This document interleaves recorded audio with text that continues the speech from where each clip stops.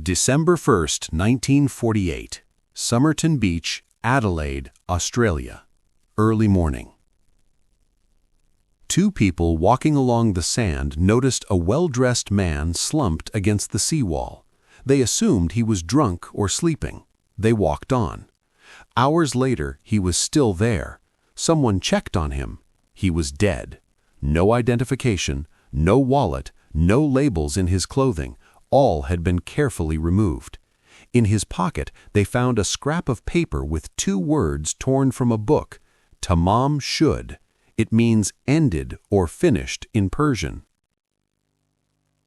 The autopsy revealed something strange. His internal organs showed signs of poisoning, but toxicology found nothing. His last meal was a pasty, eaten hours before death. His cause of death? Unknown. His identity? Unknown. Where he came from, why he was there, how he died, all unknown. Then investigators found a hidden pocket in his clothing. Inside, a tiny piece of paper with a phone number, a woman who denied knowing him. And in the back of the rare book where Tamám Shud came from, they discovered a handwritten code, 5 lines of random letters. To this day, 75 years later, the code has never been deciphered. The man has never been identified, and we still don't know how or why he died. Somerton Beach, Adelaide, December 1st, 1948. Australia was recovering from World War II. Adelaide was a quiet, respectable city. Nothing unusual ever happened here, until that morning. The man appeared to be in his 40s, 5'11", well-built, athletic. He wore an expensive American-made suit, white shirt, red and blue striped tie, brown knit pullover, and polished shoes. Everything perfectly tailored. But every single label from his suit, his shirt, his tie, even his trousers, had been meticulously removed. Someone wanted to make sure he couldn't be traced. In his pockets, a used bus ticket to Glenelg, a second unused train ticket, an American-made comb, a pack of Army Club cigarettes, but he'd been smoking a different brand, Kensitas, half a packet of juicy fruit chewing gum, a box of Bryant & May matches, and that scrap of paper, Tamám Shud.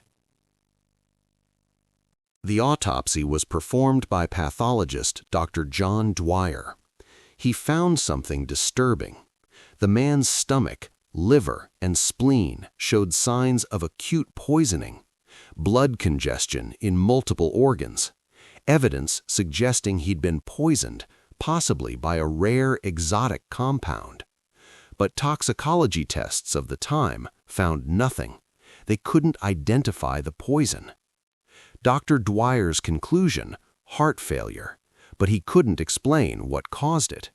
The death certificate read, cause unknown. In 75 years of Australian forensic medicine, this was one of the most baffling cases on record. Police released photos of the dead man to the press. They distributed his description across Australia and internationally. Thousands of missing person cases checked, dental records compared, fingerprints sent to allied intelligence agencies. No match anywhere. It was as if this man never existed. The phrase Tamám Shud means ended or finished in Persian. It comes from the final page of the Rubaiyat of Omar Khayyam, a collection of Persian poetry. The specific edition was rare, published in New Zealand in 1941. The question was, where was the book this scrap came from?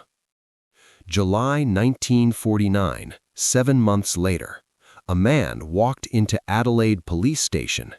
He'd found a copy of the Rubaiyat tossed into the back seat of his unlocked car, parked near Somerton Beach around the time of the death, the exact edition. And on the last page, a piece had been torn out. It matched the scrap perfectly. Police examined the book. On the back cover, barely visible, were 5 lines of uppercase, seemingly random letters. Some letters had been crossed out or corrected. It looked like a code. The code read MRGOABBAD, MTBIMPANET, MLIABOAIQC, ITTMTSAMSTGAB. Police, military intelligence, and code breakers studied it. Was it a simple substitution cipher, a one-time pad, a book code, an abbreviation for places or names? 75 years later, professional cryptographers, amateur sleuths, and even modern AI algorithms have tried to crack it. No one has succeeded. Below the code was a local phone number. Police traced it to a woman in Glenelg, a suburb of Adelaide.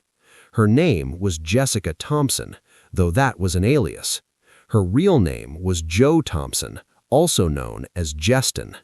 When shown the book and the code, she allegedly looked like she was about to faint, but she denied knowing the man.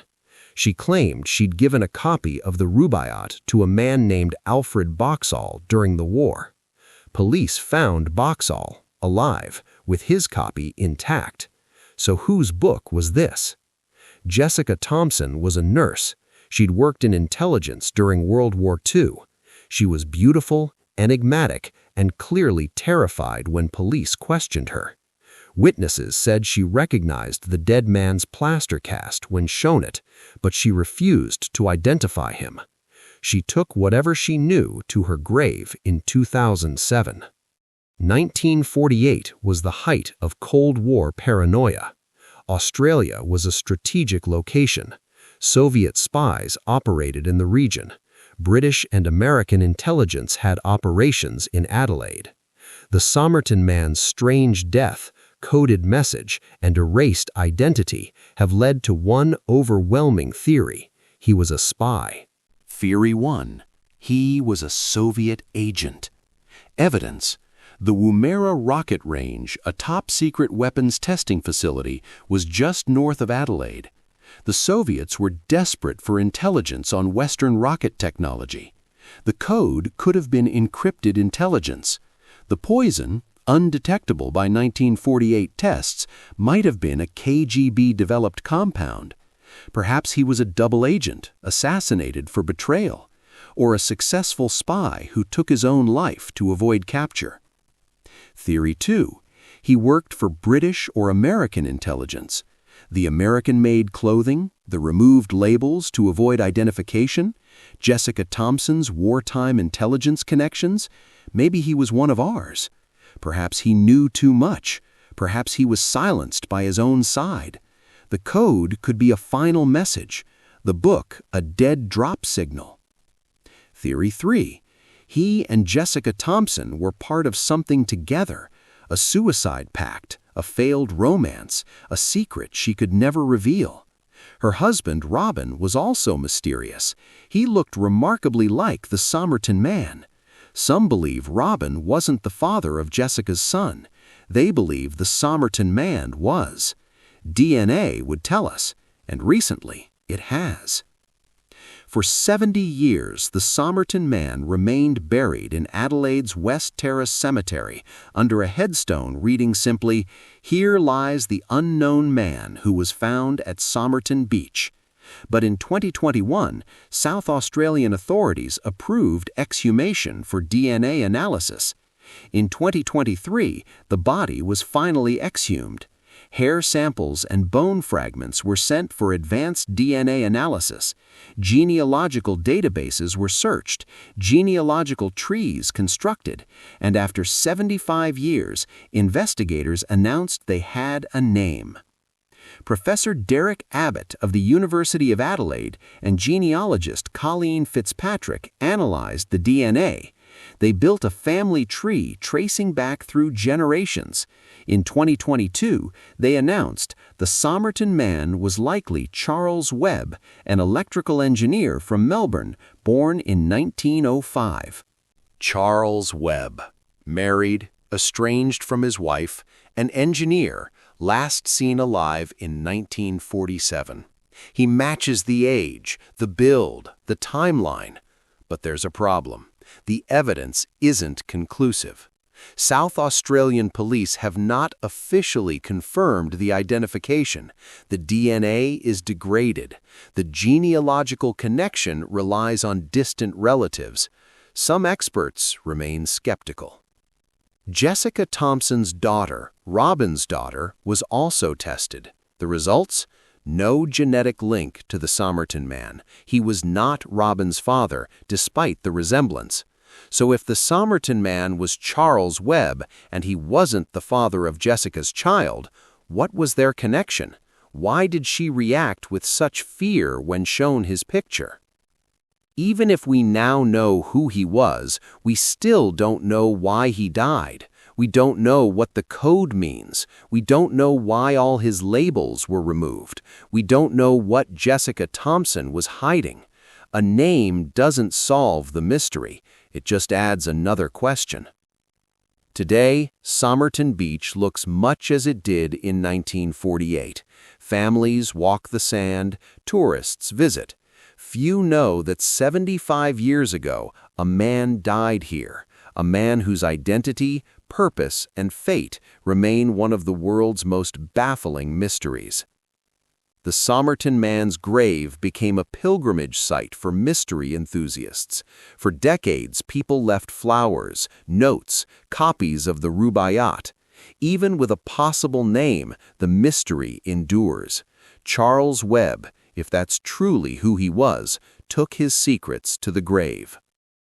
The code has never been cracked. Professional cryptographers say it might not even be a code, just random letters, personal abbreviations, or a private message meant for one person's eyes only. Without context, without a key, it may be impossible to solve. Jessica Thompson died in 2007 at age 90. She never revealed what she knew. Her daughter said Jessica was haunted by the case until the end. What was she afraid of? What secret did she keep for 59 years? Case number CR004, The Somerton Man, December 1st, 1948.